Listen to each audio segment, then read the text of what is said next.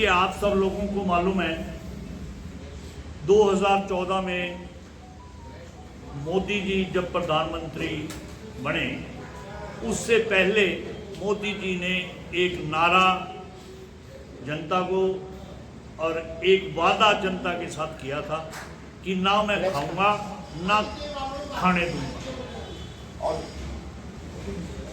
सबसे बड़ी बात यह है कि वो जो वादा उन्होंने जनता के साथ किया था उसका क्या हुआ। बैंक के बैंक साफ हो गए, अरबों करोड़ों रुपया जनता का लूट लिया गया, खुद खाया या दोस्तों को खिलाया। ये बात सब आप लोगों के सामने है ही। अब कांग्रेस मुख्य विपक्षी दल है और कांग्रेस की नैतिक जिम्मेवारी भी बनती है कि हम इस घोटालों के और जो इन्होंने पूंजीपतियों को अपना लाभ पहुंचाने के लिए देश को लूटा है, कांग्रेस की जिम्मेवारी बनती है कि इस बात पे हम जनता के पास जाएं, जनता को जागृत करें, जनता तक ये सारी बातें पहुंचाएं। अब आप सब लोगों को मालूम है कि 2014 में ये सरकार आने से पहले अडानी विश्व का 609 नंबर का पूंजीपति था, 609 नंबर पे। और 2014 के बाद आप 8 सालों में, पिछले 8 सालों में विश्व में नंबर 2 पर पहुंच गया। हमें इस बात से एतराज नहीं कि कोई आदमी अगर तरक्की करता है तो हम उससे कोई हमें एतराज नहीं। सवाल ये है कि वो तरक्की की कैसे, जनता का पैसा लूटा गया।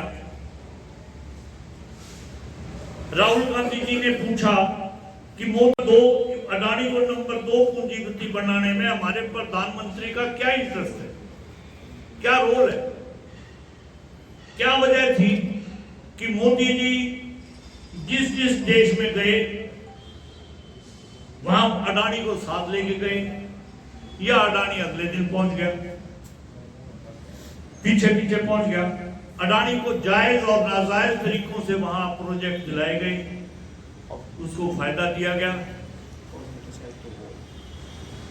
राहुल जी ने पूछा कि इन सब मेहरबानियों के लिए अडानी ने बीजेपी को कितना चंदा दिया, कितना पैसा दिया, कितना पैसा अडानी ने बीजेपी को दिया। जब राहुल गांधी जी ने इतने बड़े आरोप लगाने के बाद तमाम विपक्षी दल जो थे वो इनके राहुल जी के साथ आए और सबने जेपीसी द्वारा जांच करने की मांग की, सारे पार्लियामेंट के विपक्षी दल। लेकिन क्या हुआ, सरकार ने उस पर बिल्कुल चुप्पी खींच ली और आज तक ना कोई जेपीसी की जांच की बात की है, ना कोई सेबी से कोई जांच की बात की है, ना किसी सीबीआई से कोई बात की है। देश भर आज तक राहुल गांधी जी सालों से ये कहते आ रहे थे कि जिस तरीके से ये 2 पूंजीपतियों को फायदा दिया जा रहा है सरकार द्वारा, ये किसी दिन भी देश की तबाही का वजह बन सकती है। और वो बात सच हुई, वो बात आज सच साबित हुई। देश तबाही के कगार पर खड़ा है। लोग जिस दिन इतने बड़े, हैरत की बात यह है कि इतने बड़े आरोप लगाने के बाद जेपीसी गठन करने की बात तो दूर, राहुल गांधी को ही नोटिस दे दिया गया कि आपने जो प्रधानमंत्री पर आरोप लगाए हैं, क्यों ना आपकी सदस्यता रद्द। सारा देश आज बिक चुका है और इसको एक किस्म से मॉर्गेज कर रखा था और सारा बैंक, LIC, रेलवे, बंदरगाह, SBI, coal mining, Air India, LIC, सारी और सब बंदरगाहों को अडानी के हवाले कर दिया। अडानी पोर्ट पे 21,000 करोड़ की ड्रग्स पकड़ी गई। यानी उससे एक बात साफ हुई, 21,000 करोड़ की अडानी की ड्रग्स पकड़ी गई। कहां गई फिर? आज तक किसी को नहीं पता कि उस पर क्या मुकदमा बना, क्या किस पर मुकदमा बना, कौन गिरफ्तार हुआ, कहां गई वो। इससे एक बात साबित हुई कि ये जो पोर्ट और ये जो सरकार ने इसके हवाले किया, इसका सिवाय देश में ड्रग्स लाने के करोड़ों रुपए की, अरबों रुपए की ड्रग्स कितनी खेपें आ चुकी हैं, कितनी खेपें जा चुकी हैं, इस बात की कोई इंक्वायरी नहीं। इतना माल नशे का इस देश में युवाओं के को नाश करने का कितना माल इस देश में आया है, इस बात की कोई सरकार ने जवाब। वो 21,000 करोड़ के माल का क्या हुआ, कहां गया वो माल, कोई उसका कोई किसी को कुछ मालूम नहीं। इसके बाद अब हिंडनबर्ग की जो रिपोर्ट आई वो आप सब लोगों के नोटिस में है। हिंडनबर्ग की रिपोर्ट में खुलासा हुआ कि किस तरह से विदेशों में भी शेल कंपनियां बनाकर और जनता के पैसे को लूटा।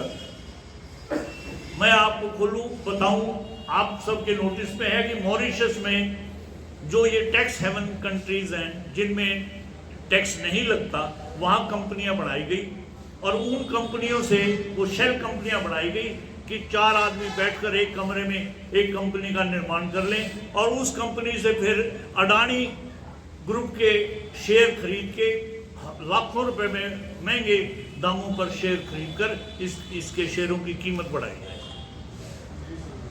ये इनका तरीका था। बोगस कंपनियां बनाई गई और ये बात भी अब आप सब लोगों के नोटिस में है। सारा पैसा जनता का लूट लिया गया। LIC का आपको पता है, अभी आपको 44,000 करोड़ रुपया LIC का इसमें अडानी के ग्रुप में शेयर मार्केट, और वो पैसा जनता का पैसा।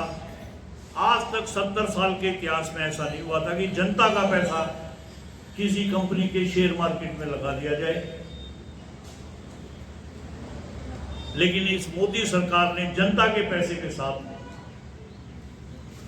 जनता से धोखा किया और जनता को, देश को लूट कर। अगर आज अडानी अपने आप को दिवालिया घोषित कर दे या इस देश से भाग जाए तो लाखों लोग बर्बाद हो। जिन आदमियों ने इसमें निवेश किया हुआ है वो सड़क पे आ जाएंगे। कोई इतना बुरा हाल देश में आज तक नहीं हुआ। मोदी के पिछले 8 साल के कार्यकाल में हिंदू मुस्लिम दंगे, जाति और धर्म में आपस में नफरत, मेन बात जो इन्होंने अपना रखा बेस मोदी ने, कि मोदी ने एजेंडा ये रखा कि हमने सरकार किस तरीके से बनानी है। इस जनता के विकास की बात कोई की नहीं गई और ये एक ही एजेंडा रखा कि आपस में भाईचारे को लड़ाओ, लोगों में नफरत फैलाओ और हम अपनी वो सरकार बनाओ, सरकार चलाओ। अडानी और अंबानी जैसे पूंजीपतियों को जायज और नाजायज तरीके से जनता का पैसा सारा सौंप। हिंडनबर्ग की रिपोर्ट आने के बाद सरकार JPC की मांग के जांच से पीछे क्यों हट रही है? राहुल गांधी ने एक सवाल उठाया, भाई JPC की मांग करो। सवाल यह है कि सरकार क्यों हट रही है उस जांच से, क्यों पीछे हट रही है? गौरतलब है कि ये 19 जुलाई 2021 को फाइनेंस डिपार्टमेंट ने स्वीकार किया था कि अडानी समूह सेबी के नियमों का उल्लंघन करने के लिए जांच के घेरे में है। क्या हुआ उस जांच का? जो बयान इन्होंने 19 जुलाई 2021 को दिया था वित्त मंत्रालय ने, क्या हुआ उस जांच का? उन्होंने कहा था कि भाई ये जांच के घेरे में है। हमारी मांग यही है कि JPC इस मामले में जांच कराई जाए। JPC से आप सब लोगों को, बैंकों ने अभी पिछले साल 13 दिसंबर 2022 को फाइनेंस मिनिस्टर ने, वित्त मंत्री निर्मला सीतारमण ने लोकसभा में बयान दिया कि बैंकों ने 10 लाख करोड़ रुपए से अधिक पैसा इन पूंजीपतियों का माफ कर दिया, बट्टे खाते में डाला। सवाल यह है कि 10 लाख करोड़ रुपया बट्टे खाते में पूंजीपतियों का डालने के लिए सरकार के पास है, लेकिन पुरानी पेंशन लागू करने के लिए पैसा नहीं है। उनके लिए तो पैसा है कि वही वो पैसा तो 10 लाख करोड़ रुपया, ये बयान था 13 दिसंबर 2022 को वित्त मंत्री का कि हमने 10 लाख करोड़ रुपए से ज्यादा पैसा बट्टे खाते में डाल दिया। पूंजीपतियों का पैसा को मदद करने के लिए तो पैसा है, लेकिन पब्लिक को, कर्मचारियों को पुरानी पेंशन लागू करने के लिए सरकार के पास पैसा नहीं है। प्रधानमंत्री का परसों का बयान है कि ओल्ड पेंशन, हम आज जो हमारे आपसे जो हम रूबरू हुए उसका मेन मकसद ही यही है, भाई हम सरकार से ये मांग करते हैं कि भाई इसकी जांच क्यों नहीं करवा रही सरकार, जेपीसी की जांच से क्यों हट रही है पीछे।